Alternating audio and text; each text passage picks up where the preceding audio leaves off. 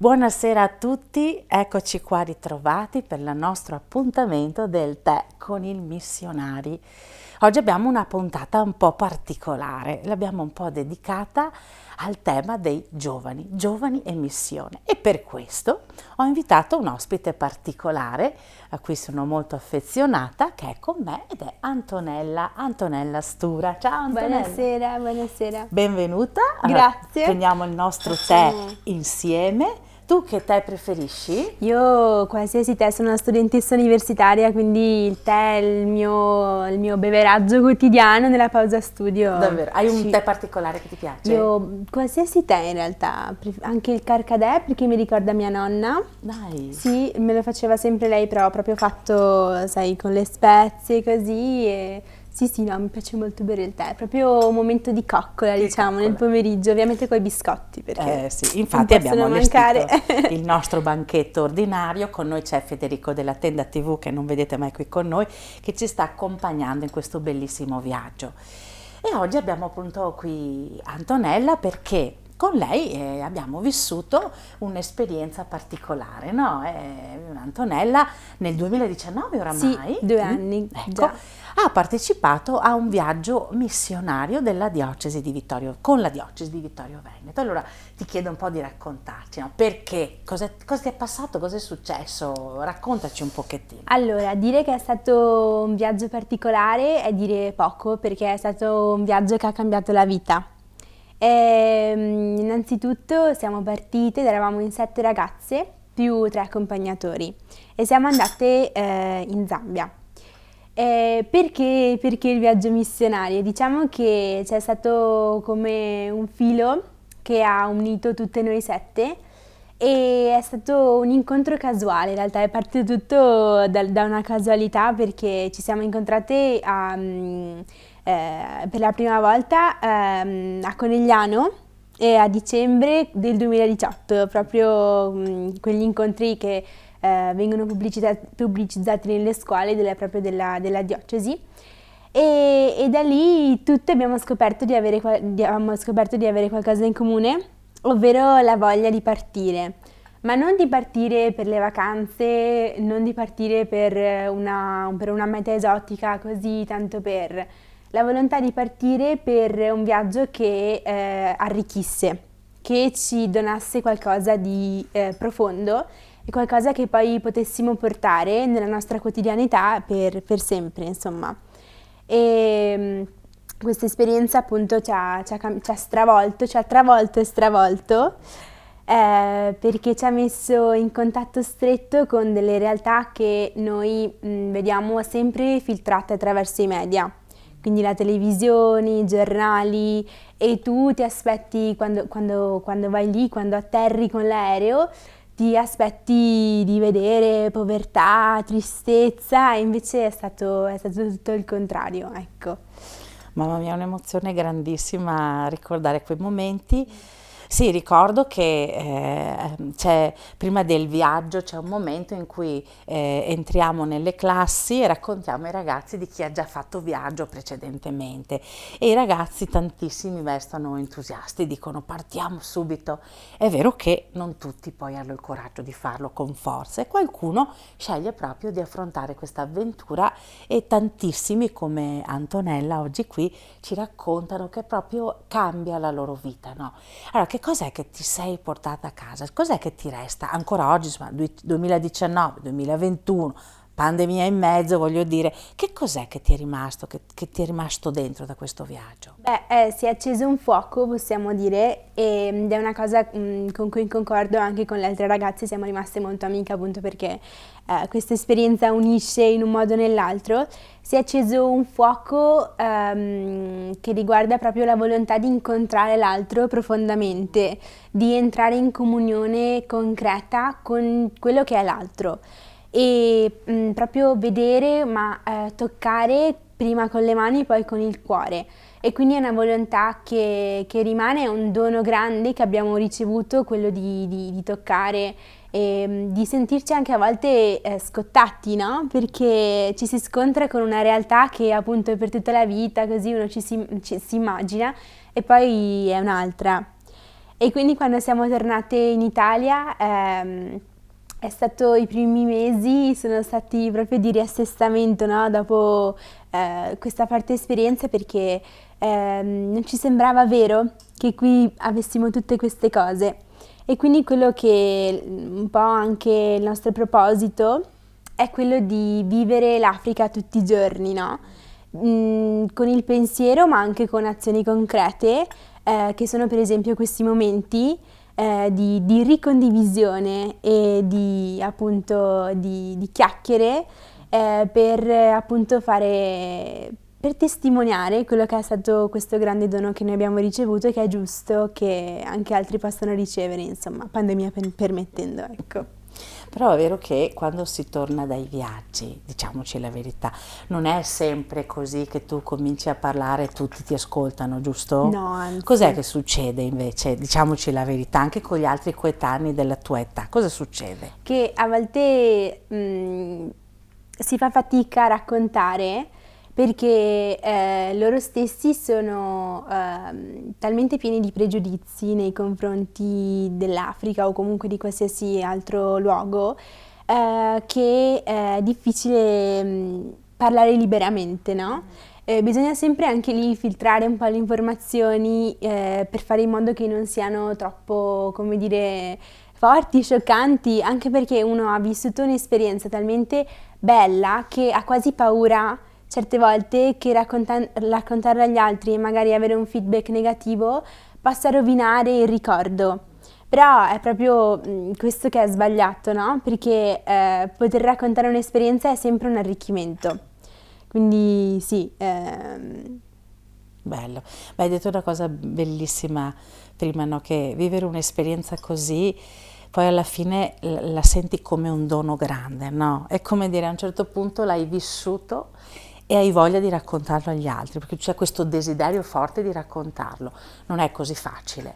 E mi sembra un po' la storia degli apostoli, no? È la stessa storia, no? Vivono questa esperienza enorme di incontro con Gesù e dopo fanno fatica, non tutti, non è un sempre no, facile. Allora, che cos'è per te la missione adesso? Adesso che hai fatto questa esperienza, ma tra l'altro Antonella è partita a 17 anni, diciamo, cioè non è partita da grande, insomma, era ancora minorenne, non è stato facile, ma siamo riusciti a farla partire assieme a Sara, un'altra sua coetanea, e quindi giovanissima, diciamo, d'età. Ma allora, dici, cosa vuol dire dopo che, perché avrai anche incontrato delle persone, li presumo, no?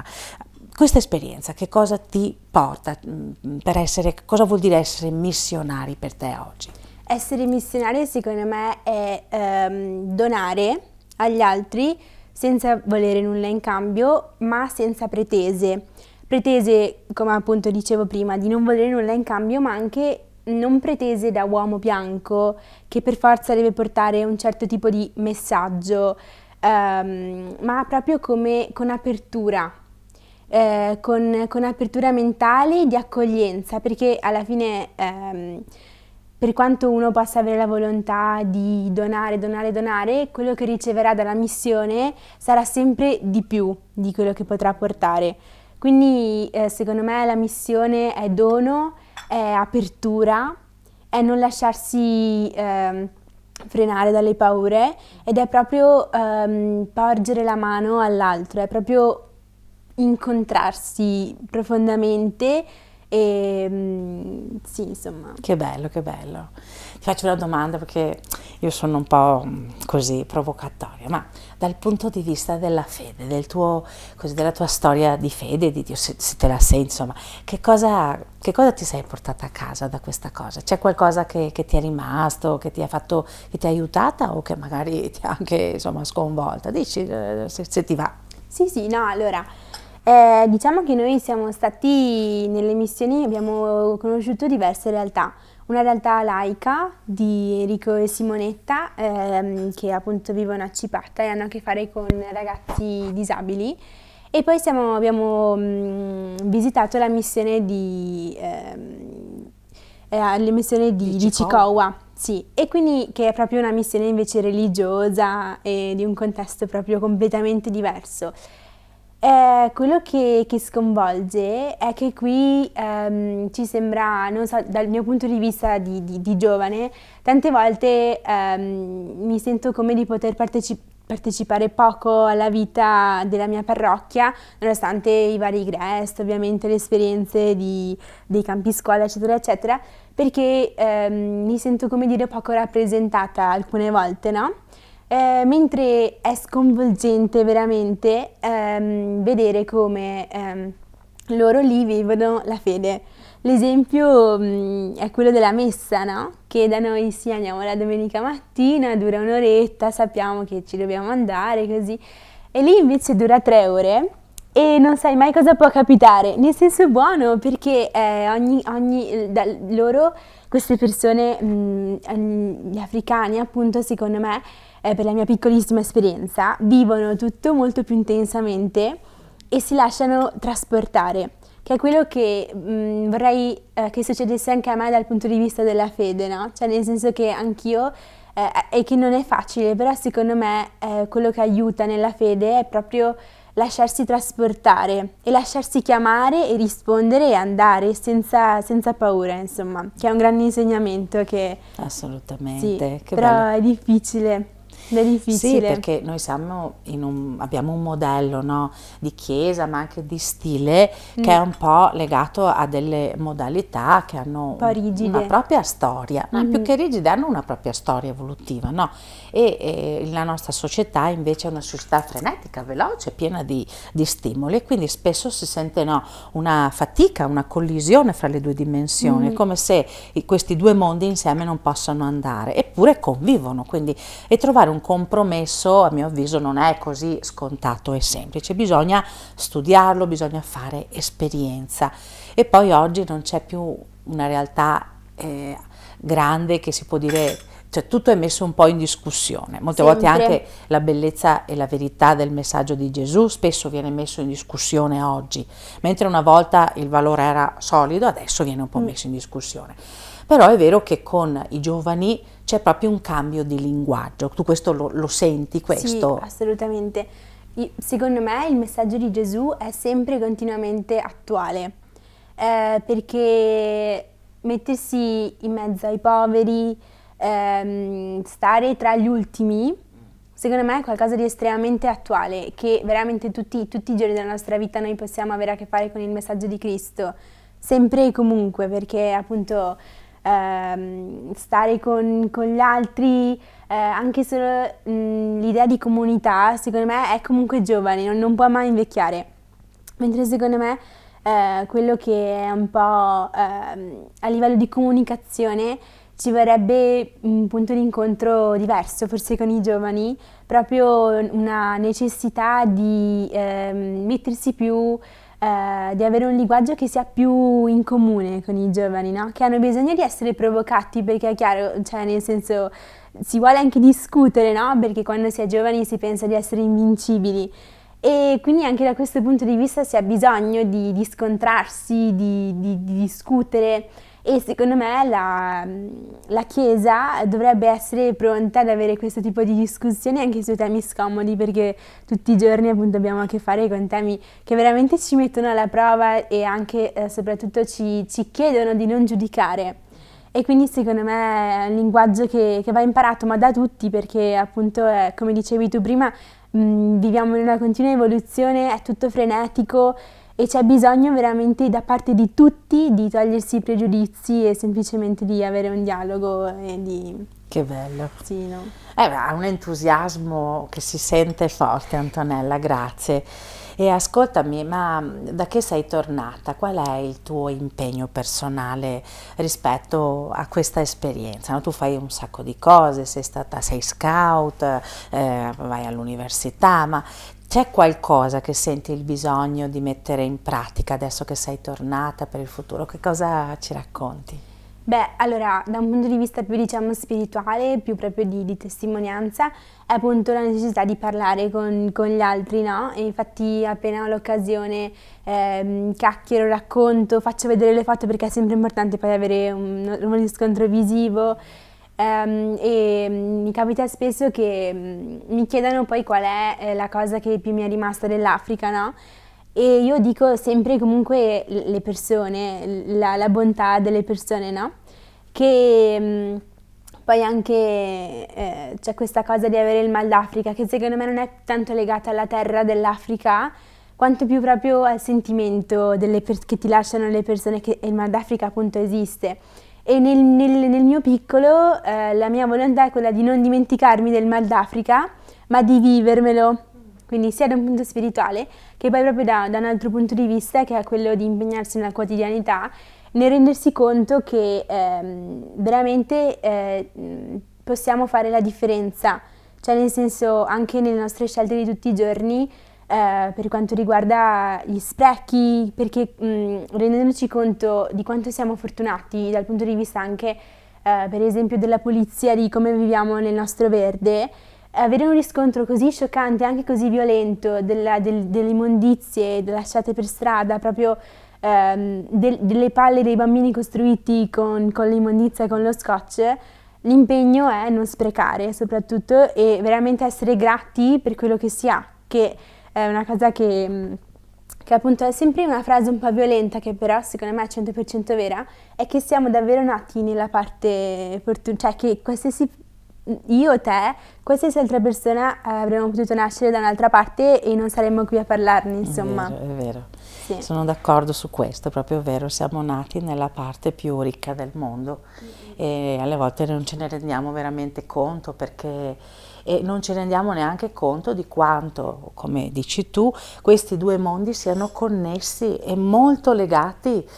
Sicuramente c'è tutta la questione economica, quindi dei prodotti che vengono trasportati e vengono messi in collegamento, ma non solo dal punto di vista climatico, dal punto di vista anche della povertà, cioè da una parte si innalza il livello di ricchezza, ma dall'altra si abbassa sempre di più, si innalza il livello di povertà, ed è un disequilibrio molto forte, molto visibile ancora oggi.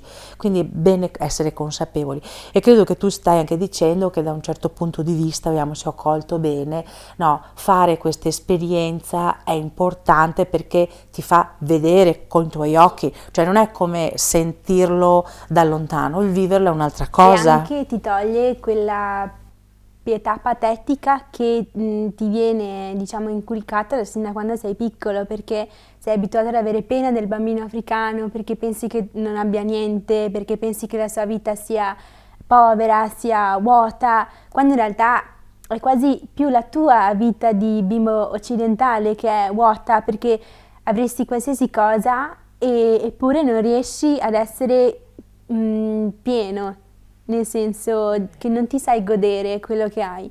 E quindi davvero il racconto che ci fanno i media, secondo me, è profondamente sbagliato e nasce da un retroterra culturale chiaramente colonico. E da questo punto di vista veramente avremo tutti bisogno di avere un altro sguardo, proprio uno sguardo nuovo, completamente nuovo. Una prospettiva diversa. Sì, è vero, cambiare prospettiva ti obbliga a uscire dalla tua zona di comfort, quella che chiamo così, quella che tutti noi ci creiamo, dentro la quale noi stiamo bene, dove abbiamo le nostre sicurezze, ma dentro la quale effettivamente il Vangelo rimane un po' sterile. Se vogliamo viverlo e trasmetterlo bisogna uscire. Papa Francesco ce lo ricorda, soprattutto in questi ultimi anni, in modo molto forte con Evangelii Gaudium, ma ancora di più con i vari temi, con i vari messaggi che ha inviato a tutti noi, con la Evangelii Gaudium, con la Laudato Si, la Fratelli Tutti e tutte le lettere e i messaggi che ci ha inviato. E ti chiedo una cosa legata al mondo dei giovani, il tema della speranza. Come lo vivete voi? È una parolona, lo so. Sì. Beh, c'è speranza, secondo allora, secondo me c'è speranza sempre e comunque, perché la prima cosa che viene da dire, anche nelle sciocchezze, tipo spero che questo esame mi sia andato bene, cioè per dire, nel senso, sì. però questa cosa di credere fortemente in qualcosa e volere che quella cosa accada è speranza. Purtroppo secondo me un po' con la pandemia si è sopito questo senso appunto di volere che cose nuove sboccino, perché ci sembra che tutto sia piatto, no?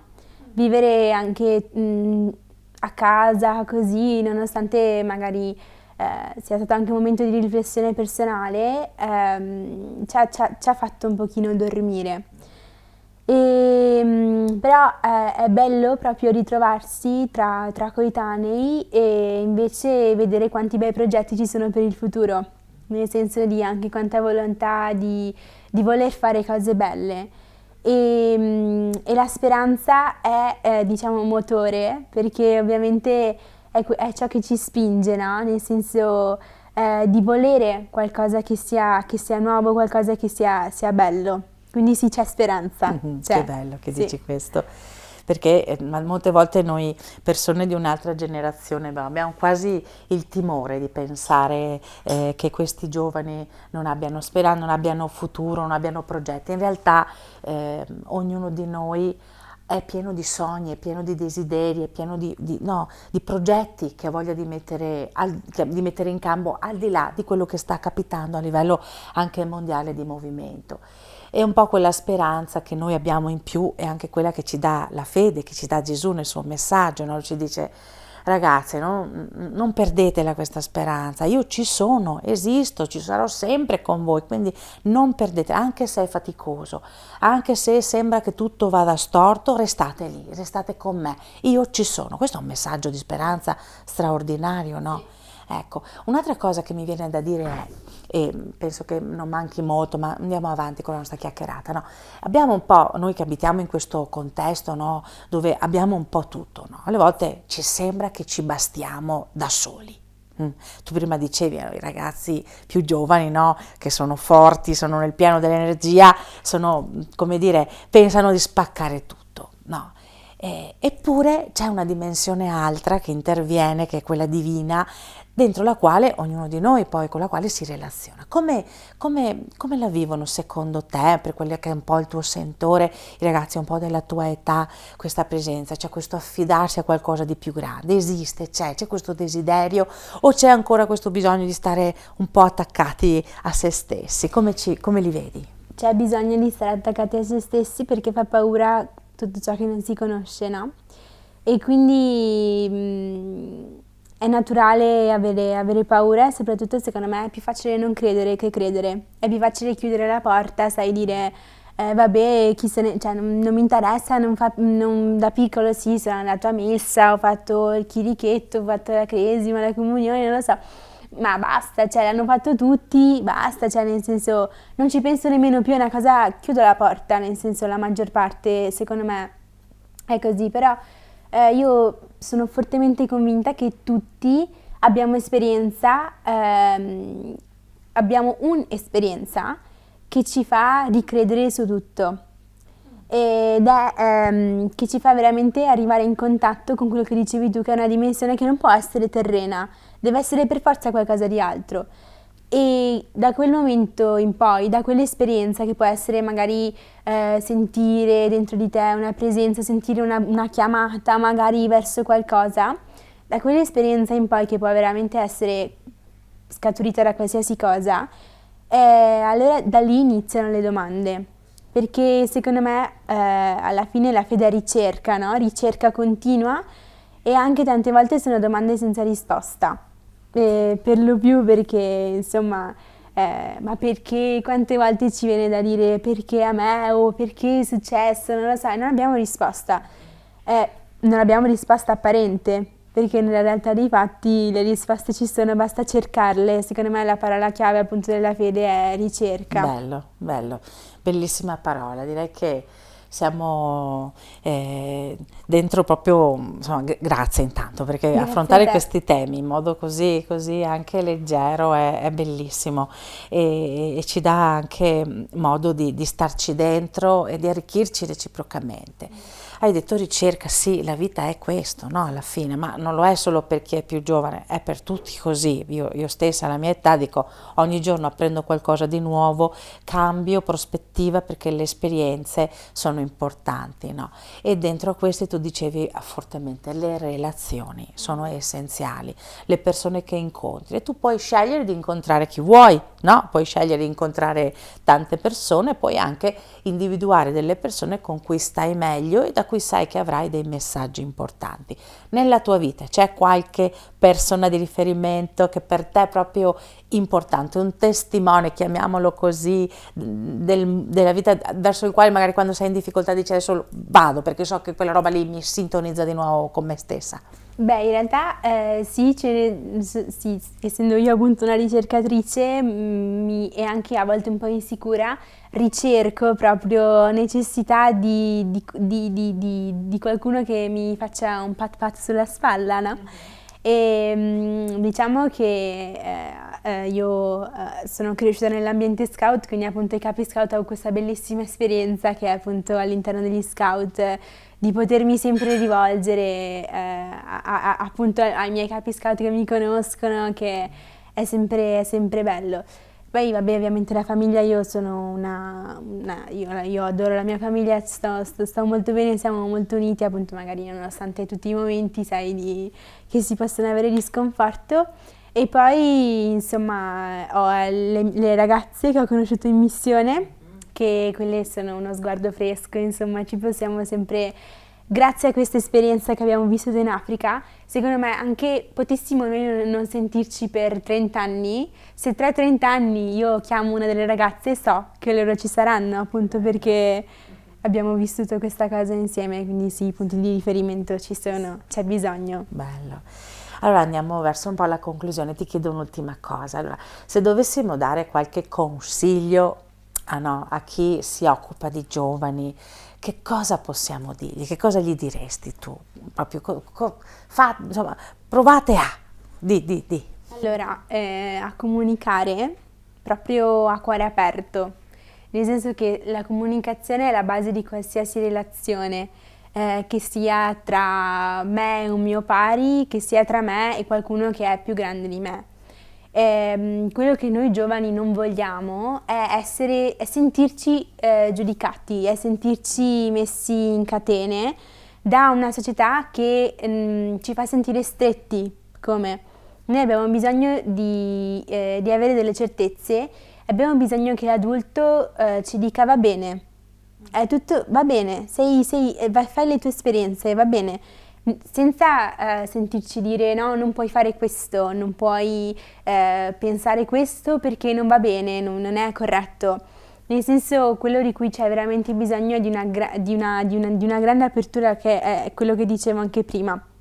Quindi da parte, diciamo, dei nostri educatori c'è proprio anche un mettersi allo stesso livello, un rapportarsi più umano, più proprio retrocedere a un livello di dire siamo tra noi, parliamone, perché quello che dicevi tu prima, riguardo appunto, poi ritornando alla fede, che Gesù si è seduto tra i discepoli, ha parlato con loro, ha cenato con loro, ha spezzato il pane, quindi lui si è messo al loro livello, hanno mangiato insieme, che secondo me veramente non c'è nulla di più bello di potersi confrontare proprio, no? Avere questa tavola gigante di commensali e sentirsi poi arricchiti, nel senso che anche gli adulti, gli educatori possono e devono essere educati dai giovani. Perché è importante, cioè io lo dico sempre a mia mamma che io la educo come lei educa me, perché insomma è un cammino d'insieme, è vero. Sì, perché sono due visioni completamente diverse, sono successe anche tantissime cose poi socialmente, culturalmente, che hanno portato a questo grande stacco che va un pochino ricucito, sì. Ecco. Sì. Sono d'accordo in questo, anzi devo dire che incontrando parecchi giovani quando vado a scuola mi emoziona sempre vedere l'entusiasmo, ma l'autenticità anche nel volersi esprimere, nel voler raccontare la loro storia, e se la lasci fiorire viene fuori, è splendida, è straordinaria, è proprio bella così, sì, com'è. Che non siamo tutti uguali noi giovani, e poi non è vero che i giovani non hanno voglia, sono spenti, è solo che, come dici tu, ci vuole qualcuno che abbia desiderio di conoscerci, di starci vicino, di sentire cosa abbiamo da dire, perché i giovani hanno una voce forte che non va ignorata, che è poi quello che succede anche questi mesi di pandemia. I giovani hanno dimostrato, anche attraverso poi il nostro impegno stando a casa, però abbiamo dimostrato secondo me qualcosa, che siamo forti, insomma. Che potete resistere anche nella fatica, avete una forte resilienza. Mamma, quanta roba, devo dire che abbiamo toccato tantissimi temi, sono strafelice di questa chiacchierata fra noi. Tra l'altro, lo spoiler, ne lo dico, Antonella nel suo cammino, insomma, a un certo punto mi ha anche detto: ma a me piacerebbe tanto aiutare, no, lavorare insieme al centro missionario, fare delle cose, giusto? E quindi, come facciamo con tanti che sono tornati dai viaggi, chiediamo a loro di accompagnare altri giovani ai viaggi, si chiama peer education e noi ci crediamo tantissimo perché questa è generativa. È bello vedere che il dono ricevuto possa essere trasmesso e quindi in questo senso lei insieme ad altri si impegnano a trasmettere ad altri quella che è l'esperienza vissuta. Poi lei parla perfettamente il portoghese, cioè perlomeno lo sta studiando, per cui ci accompagnerà, si è impegnata, quindi qui glielo facciamo dire pubblicamente, ad accompagnarci come traduttrice nel viaggio in Brasile che faremo da Don Marco la prossima estate. Quindi vedete, tutto è collegato e quindi siamo stracontenti. Non vedo l'ora. Sì. Anche perché adesso è innamorata dell'Africa, ecco, che sicuramente può essere che rimane, adesso bisogna anche innamorarci e vedere qualche altra parte del mondo. Allora, cara Antonella, grazie di questa chiacchierata, è stata veramente molto bella e ricca, insomma, hai una profondità straordinaria. Grazie a Federico della tenda che corre, insomma, si è adattato a un nuovo set, quindi dimostra una grande capacità, un grande dono missionario. Federico, te lo dirò sempre. E grazie a tutti voi che ci seguite e speriamo che questi incontri siano utili e belli anche per voi, ve li regaliamo. Buona continuazione di Ottobre Missionario, soprattutto domenica c'è è la giornata missionaria mondiale, per cui vi auguriamo di viverla con intensità. E per chi vuole sappiate che il 29 di ottobre, il prossimo venerdì, dove verrà anche alle 6 sempre, ci sarà l'ultima puntata del Tè con i missionari, ci sarà in diretta con la Tenda TV la veglia missionaria diocesana insieme alla pastorale della famiglia. Quindi restate con noi, connessi, perché possiamo crescere e arricchirci a vicenda. Buona serata a tutti, grazie Antonella, salutiamo i nostri spettatori, si chiama così, no? Ecco, grazie e buona serata, buonanotte, ciao a tutti, grazie.